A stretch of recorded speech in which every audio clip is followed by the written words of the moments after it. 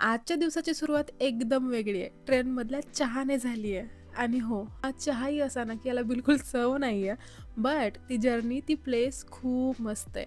आणि फायनली आम्ही हम्पीच्या खूप जवळ आहोत आणि इकडचं तर ते लँग्वेज बदलणं किंवा मग बाहेरचं वातावरण थोडंसं वेगळं-वेगळं वाटणं, पूर्ण लाल-लाल, लाल-लाल असे दगड दिसणं, हे सगळं सुरू झालं. आणि ह्या सगळ्यांमध्ये जो मी ऑकवर्डनेस घेऊन आले होते, की मला कम्फर्टेबल वाटेल, नाही वाटेल, ते सगळं कुठेतरी विरून गेलंय.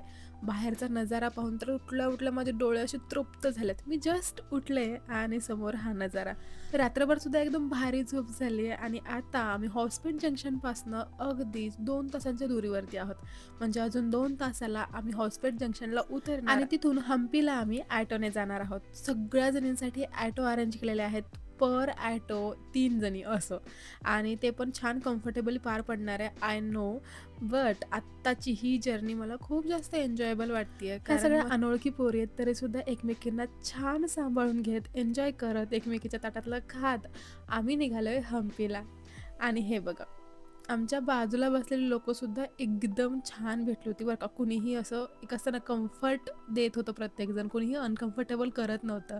आणि या ठिकाणी सकाळचा नाश्ता म्हणून आम्ही इडली मागवली. आता यापुढे तर आम्हाला इडलीशिवाय पर्याय नाही आहे. इडली, डोसा, उत्तप्पा हे सगळं आम्हाला खावं लागणार आहे. आणि कुठेतरी हे माझं कम्फर्ट फूड आहे.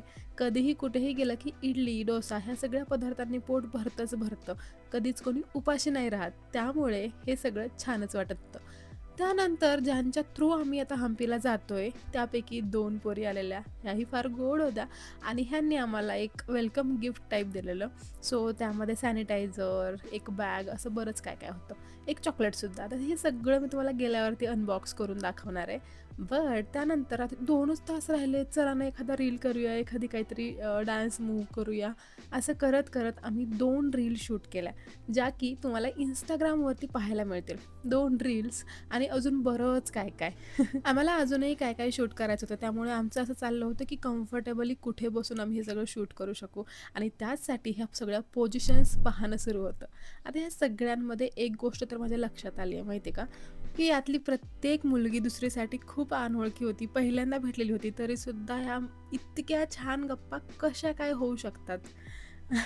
हे पाहून ना माझा ऑकवर्डनेस कुठल्या कुठे पडायला आहे आणि मी भांबावल्यागत प्रत्येकीशी प्रत्येक गोष्ट शेअर करत प्रत्येक वेळी अगं हे असं आहे ते तसं आहे करत मी निघाले होते. आता बघा या ठिकाणी ही खूप मोठी गोष्ट नाही आहे, बट मी अनेक वेळा एकच गोष्ट सांगते की नवीन माणसांशी बोलणं मला खूप जड जातं, पण या ठिकाणी ते खूप इझिली झालं आहे. यातच सगळं आलं. चला आता आपलं हॉस्पिट जंक्शन जवळ आलं आहे, त्यामुळे फटाफट सामान आवरून घेऊया. काहीही ट्रेनमध्ये सुटायला नको आहे. आणि बर्थ तशा खालीवरी होत्या, कोण कुठं पण बसत होतं, त्यामुळे सामान अगदीच 2-3 डब्यांमध्ये असं पसरल्यासारखं झालं होतं. त्यामुळे हे सगळं समेटून छान बॅगा वगैरे अडकवून आम्ही निघालो. आता माझ्याकडे बघा, मी अगदीच हिंगोलीतून निघाले तेव्हापासून अंघोळ व्यवस्थित नाही आहे किंवा काय हे सगळं सुरू आहे. त्यामुळं माझं तोंड इतकं तेलकट झालं आहे आणि त्यातल्या त्यात आउटफिट हा थोडासा नाही जमला. त्यामुळे मी इतकी घाणेरडी दिसतीये. बट आता तिथे जिथे होमस्टे वगैरे आहे, तिथे जाऊन आपल्याला मस्त फ्रेशच व्हायचं आहे आणि फ्रेश झाल्यानंतर आपण टकाटक दिसूच. तर आता हॉस्पिट जंक्शनपासनं आम्ही बसलोय ॲटोमध्ये, ज्या की पहिल्याच तिथे आलेल्या होत्या आणि त्या ॲटोमध्ये बसल्यानंतर आम्हाला लगातार खूप वेळ लागला आहे तिथे जाईपर्यंत जिथे होमस्टे आहे, तिथे आमची राहण्याची सोय आहे किंवा जिथे विरूपाक्ष मंदिर आहे. आणि हम्पीला जाताना सगळ्यात पहिल्यांदा मला दिसलाय हा धोबी घाट, जिथे असंख्य कपडे असे लाईनमध्ये वाळत पडलेले होते. आणि त्यानंतर सगळ्यात महत्त्वाचं म्हणजे इथले रस्ते इतके सुंदर, क्लीन आणि एकदम भारी मोठे-मोठे असे रस्ते मला एकदम रिकामे-रिकामे असं छान वाटत होतं. म्हणजे बघू शकताय तुम्ही, दिसतंय तुम्हाला कुठेतरी ट्रॅफिक, कुठेतरी वर्दळ किंवा कुठेतरी घाण दिसतीये? बिलकुल नाही. अगदीच खूप जास्त विकसित झालेला भाग हा नाहीये. तरीसुद्धा इथे कुठल्याही प्रकारची घाण नाहीये किंवा मग विकसित झालेला भाग नाहीये, पॉप्युलेशन कमी आहे म्हणूनच घाण नाहीये, असंही म्हणू शकता. तर हे सगळे रस्ते पाहत-पाहत आम्ही आमच्या होमस्टेपर्यंत पोहोचलोय आणि या सगळ्यांच्या मध्ये हे ऑटोवाले भैय्या खूप जास्त इन्फॉर्मेशन अशी आमच्यापर्यंत पोहोचली होती, की हे आहे, याच्या पलीकडे ते आहे आणि आम्हाला लांबूनच ते मातंगा हिल किंवा मग असं सगळं दाखवत होते. आणि फायनली आता आम्ही आमच्या होमस्टे जवळ येऊन पोहोचलोय.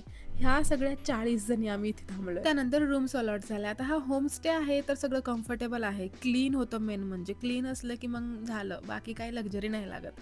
आणि त्याचबरोबर माझ्यासोबत ज्या दोन्ही मुली होत्या, त्या होत्या पुण्याच्या. तर मग पुढचे 3 दिवस आपल्याला भयानक सावेज उत्तरं ऐकावी लागणार आहेत किंवा मग वाक्य ऐकावी लागणार आहेत. त्यासाठी तयार व्हा.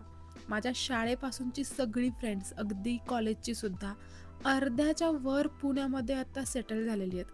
त्यामुळे त्यांच्या बोलण्याची तर मला सवय आहेच आहे. वरून आता ह्या दोघींच्याही बोलण्याची मला सवय करून घ्यावी लागणार आहे. निदान 3-4 दिवसांसाठी तरी. मस्त सनस्क्रीन लावून आता तयार झाली आहे. बेस तर मला मेकअपचा काही करायचा नव्हता. बट टिंटेड सनस्क्रीन आहे तर मग चला त्यावरती भागवून जाईल असा विचार करून मी एकतर पहिले हायपंचची लावली, त्यानंतर ही टिंटेडवाली लावली. आय थिंक ही डॉट एंड कीची होती. सो त्याने मस्त बेस झाला आणि लिपस्टिक वगैरे लावून मस्त तयार झाली आहे.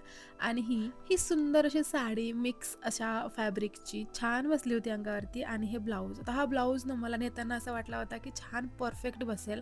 मी घातल्यावरती मला परफेक्टच वाटत होता. बट ह्या दोघींना तो परफेक्ट नाही वाटला. तर थोडंसं खालीवरी होतं आपलं मन. बट ठीक आहे. त्यानंतर मस्त तयार होऊन आम्ही गेलो जेवायला. आणि जेवणाचं सुद्धा एकदम कम्फर्ट फूड असल्यासारखं मला खूप आवडलेलं. सगळं व्यवस्थित होतं आणि छान लागत होतं. नवीन ठिकाणी जाऊन जेवणाचे हाल होतात किंवा आपल्या चवीचं जेवण मिळत नाही, ह्या ज्या गोष्टी आहेत ना त्या गोष्टी इथे झाल्या नाहीत.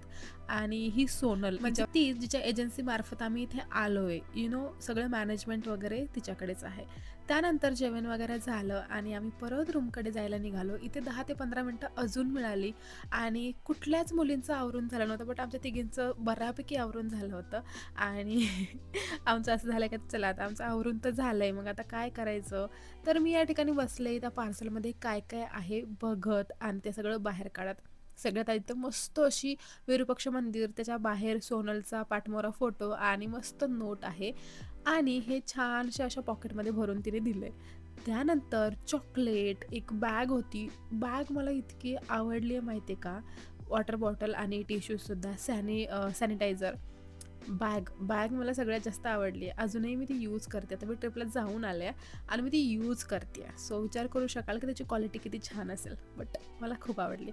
त्यानंतर एक चॉकलेट आणि अशा प्रकारे आपलं वेलकम गिफ्ट इथे संपलेलं आहे. मला सगळ्या गोष्टी खूप जास्त आवडल्यात.